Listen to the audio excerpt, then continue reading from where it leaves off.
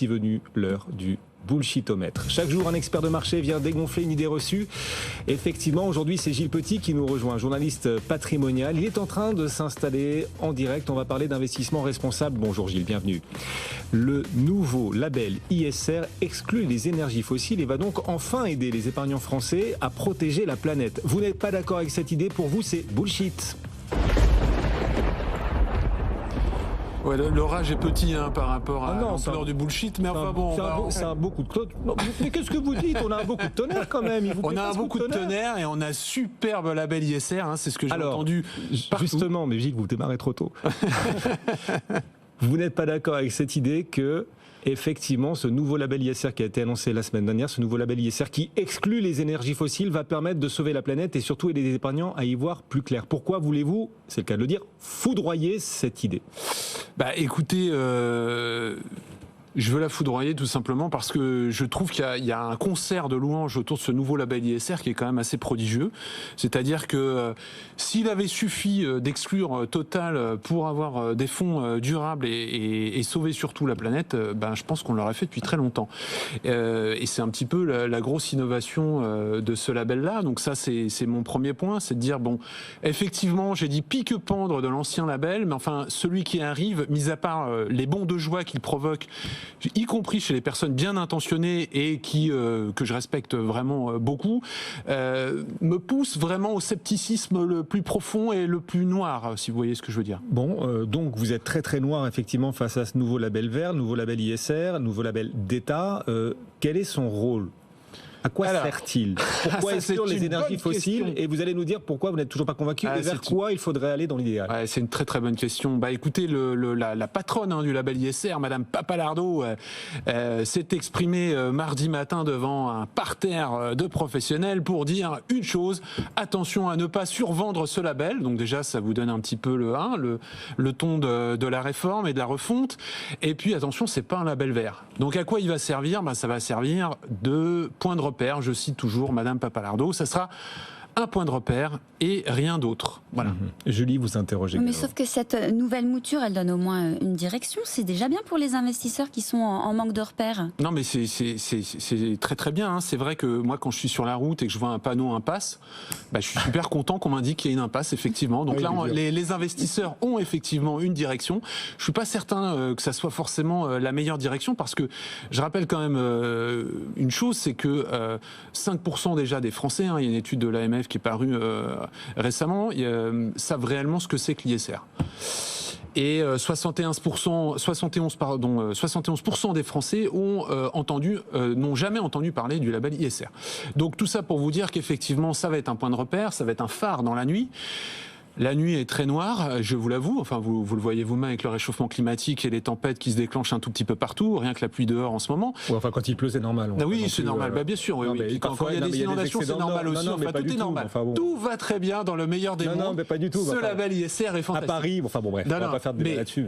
Mais et quand il fait beau, c'est pas bon signe. Et quand il pleut, c'est pas bon signe. Mais on est d'accord, dans le Nord, il souffre énormément. Voilà, non, c'est ça. Non, mais tout ça pour dire qu'effectivement, ce label ISR, c'est surtout les événements extrêmes qui s'accentuent. Il va servir de point de repère, mais ni plus ni moins, quoi. Donc ça va pas. Pour moi, ça ne change pas la donne réellement.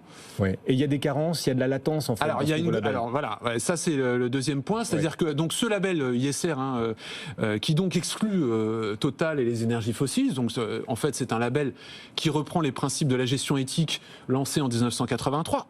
Pardon, c'était il y a bien 40 ans ça. Ouais. Bon, on va dire que ce label a donc au moins 15 ans de retard.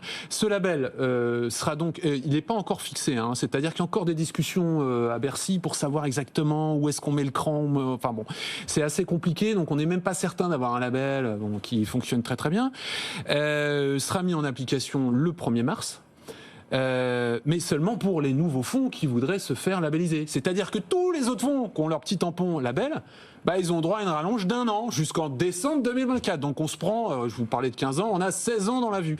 Donc tout va pour le mieux dans le meilleur des mondes avec ce merveilleux label ISR. Mais alors quand on est investisseur particulier, est-ce qu'on a encore des leviers Parce que si on ne peut pas se fier à l'ISR, sur quel levier on peut agir avec son épargne si on a des convictions, et notamment si on veut aider à lutter contre le changement climatique? Alors, tout dépend effectivement des convictions que vous avez. Alors attention, je n'ai pas dit que l'ISR ne servait à rien, ni que tous les gérants faisaient n'importe quoi. Je dis simplement que le nouveau label vraiment ne va pas convaincre et ne va certainement pas aider à la transition écologique. Pour répondre à votre question, Jean-Louis, plusieurs directions. La première, c'est que, vous l'avez peut-être remarqué, les élections européennes approchent.